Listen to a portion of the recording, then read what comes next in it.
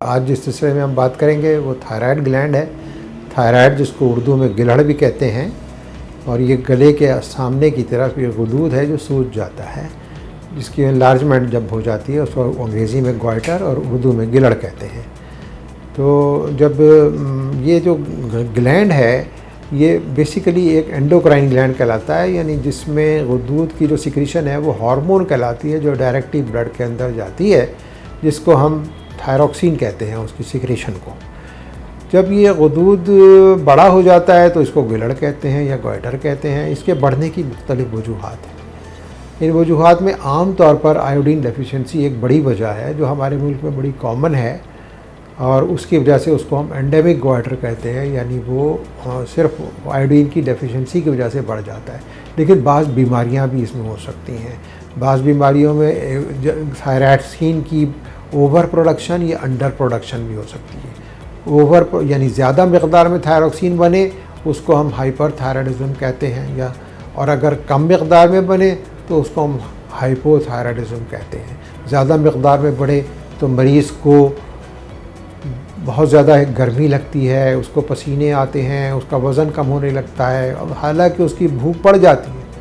اور اس کے برخلاف اگر اس کو ہائپو تھائرائڈزم ہو تو پھر اس کا وزن بڑھنے لگتا ہے، حالانکہ اس کو بھوک نہیں لگتی اور اس کو سردی زیادہ لگتی ہے. ان کیسز میں ہمیں دوائیوں سے علاج کرنا پڑتا ہے، لیکن بعض اوقات ہمیں یہ دوائیوں سے کنٹرول کرنے کے بعد اس کی سرجری کر کے زیادہ مقدار میں غدود کو نکالنا پڑتا ہے تاکہ گلینڈ کی دوبارہ اوور پروڈکشن نہ ہو، ہارمون کی دوبارہ زیادہ مقدار میں سیکریشن نہ ہو. بعض اوقات اس گلینڈ میں کینسر بھی ہو سکتا ہے. مختلف قسم کے کینسرز ہوتے ہیں. اس کا انسیڈنس بہت کم ہوتا ہے، لیس دین 10% آپ کہہ لیجئے. 10 میں سے 9 مریضوں سے زیادہ کو کینسر کی بیماری نہیں ہوتی.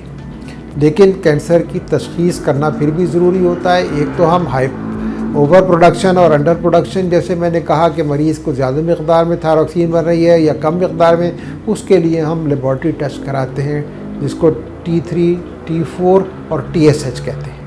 اور جو کینسر کے لیے ہم اس کے لیے خاص طور پر ایک ٹیسٹ کرتے ہیں جو سوئی سے کر کے، باریک سے سوئی سے، FNAC کہلاتا ہے.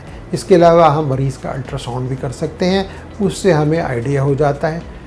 کینسر کی اگر شبہ ہو یا مریض کا ہائپر تھائرائڈزم زیادہ ہو تو پھر ہمیں سرجری کر کے زیادہ مقدار میں غدود کو نکالنا پڑتا ہے. یہ سرجری بے ہوشی میں کی جا سکتی ہے میجر سرجری، لیکن ایک دن کے لیے مریض کو داخل کر کے، آج کل انستھیزیا بڑا سیف ہے، ایک دن کے بعد اگلے دن ہم انشاءاللہ اس کو بھیج دیتے ہیں اور غدود کا بیشتر حصہ نکال دیا جاتا ہے تاکہ اگر خدا نہ خواستہ اس میں کینسر ہے تو وہ بھی ختم ہو جائے، اور اگر یہ مریض کو اوور پروڈکشن ہو رہی ہے ہارمون کی تو وہ بھی ختم ہو